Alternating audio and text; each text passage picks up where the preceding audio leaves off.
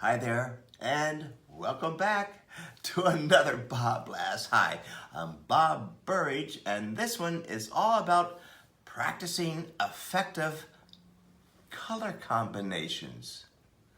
You know, if you get the right color combinations, your painting will be just fantastic, a real winner. And what makes an effective color combination? Well, let me show you. Look, here we have the standard color wheel. 12 colors.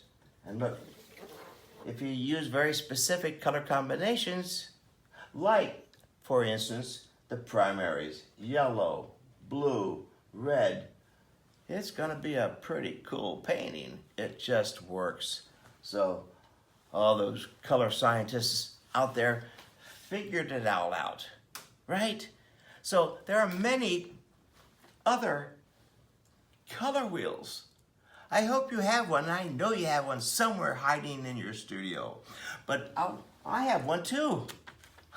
I kind of made it all up. I have my own color wheel too. And so let me show you how it works for me.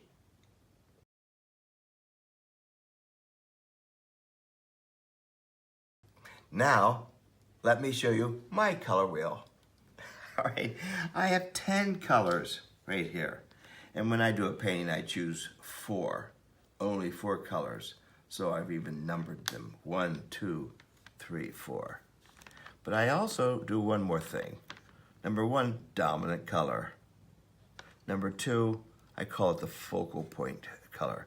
So mostly the painting's going to be about 80% of this dominant color, right? And the focal point, 10%. Right there, it says it right there, focal point. And around the focal point, I put these two pointers, look, really close, really close. So I'll put a little bit of yellow next to that red and a little bit of purple next to that red, and pew, that's how my color wheel works. Look over here, mostly blue, look at all the blues, all the different values of blues. The red, there's your focal point, can't miss it, it's right in the middle. And what about the yellow and the purple, the two spice colors? Spices, just a little bit of yellow, there it is there, and a little bit of purple. It's real subtle, and underneath here. And that's how my color wheel works. But make sure you stick with a color wheel. Choose one and stick with it. Don't keep switching all over the place. At least it increases your chance of it being a successful painting and an effective painting too. Before I do a demo, let me show you the materials.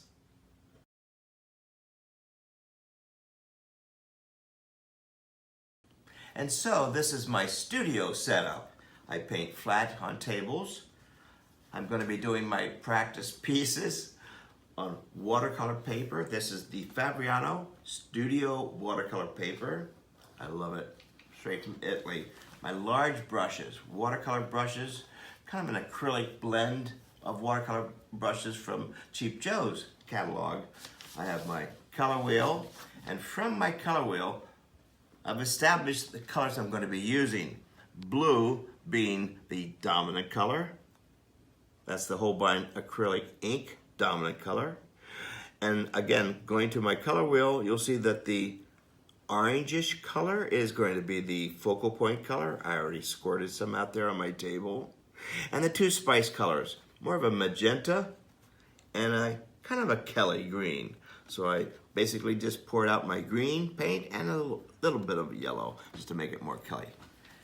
Big bucket of water, paper towels. I'm ready to get started.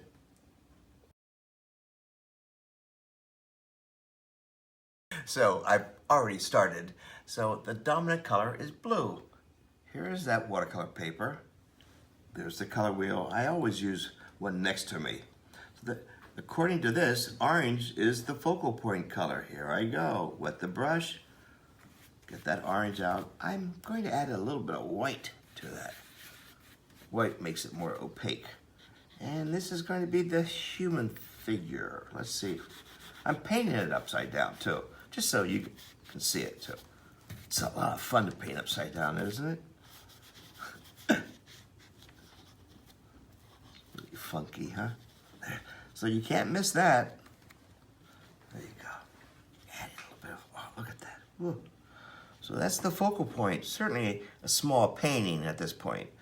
And so there's no way you're gonna miss the focal point. It's right there.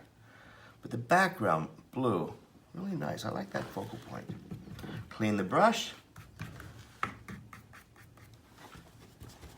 Still making sure that blue is the dominant color. Usually around 80% of the surface. Orange focal point, about 10%, you know, there it is. And the other two colors, the spice color, the pink and this green. Let's see what I can do. Those are usually about 5%. And they are there, you can tell by the arrows that they're closer to the focal point, so let's do that. Again, add a little bit of white to it. Makes it a nice pink. Oh, look at that. Ooh, I like this. Ooh. Well, I'm supposed to like it. That's the whole idea of this color wheel. I really like, ooh, I do like this.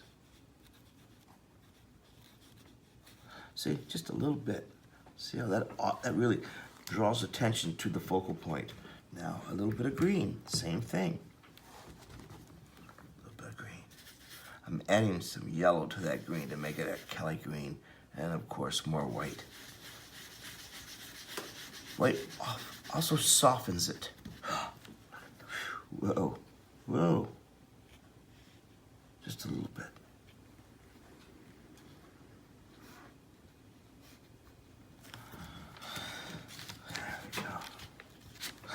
Now, those are the two spice colors. Let me just darken up the dominant color.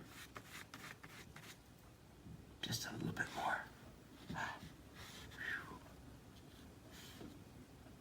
Wow. It always amazes me when I paint what happens. It's hard to visualize what's really going to happen. I think that's why we became painters. we paint so we can see what painting looks like. I'm going to lighten up the top a little bit. More white. There we go. Still keeping that blue. It's too pink. There we go. That's the color. More white. There we go. See, I still use the same colors. That's the point of this particular demo. If I use the same colors. Oh, this will be nice. It still helps to hold it together.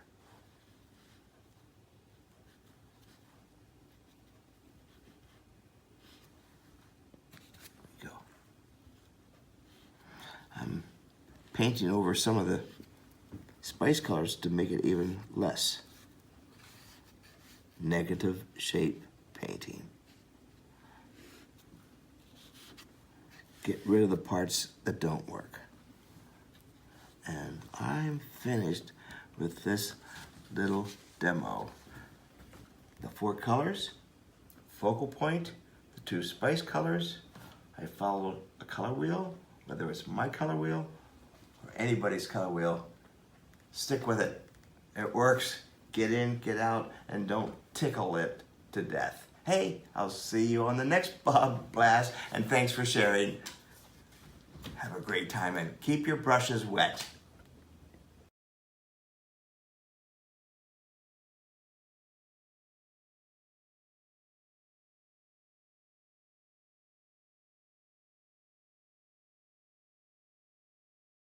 Hi there, I'm Bob Burridge, and I'm inviting you to my next Riverboat Cruise painting workshop hosted by the Dillman's Resort. Guess where I'm going? Stay tuned.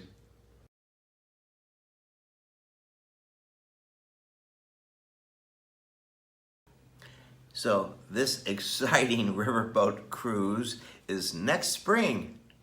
Okay, so stay tuned here. And it's from Amsterdam to Belgium, going into the Netherlands. Oh my gosh, all those castles and those historic cities and history.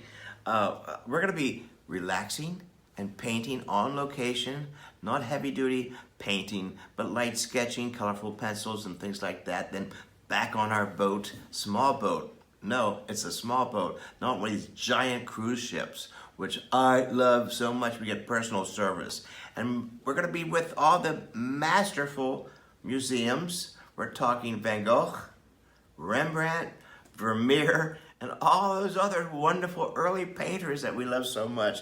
Now we get to go and paint in the tulip fields, the same places they were, and all over the landscapes. We're gonna be doing landscapes and florals, as you see behind me, different styles, but mostly we'll be touring castles, painting in the fields, and go where all the other famous painters have gone before us. Just think, masterpiece, and all in the Netherlands with all those great painters.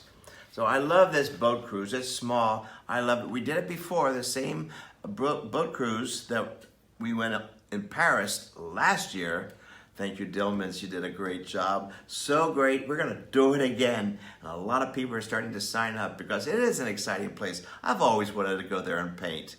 I hope you can join us. Check out the information at the end of this, and I'll see you in the Netherlands.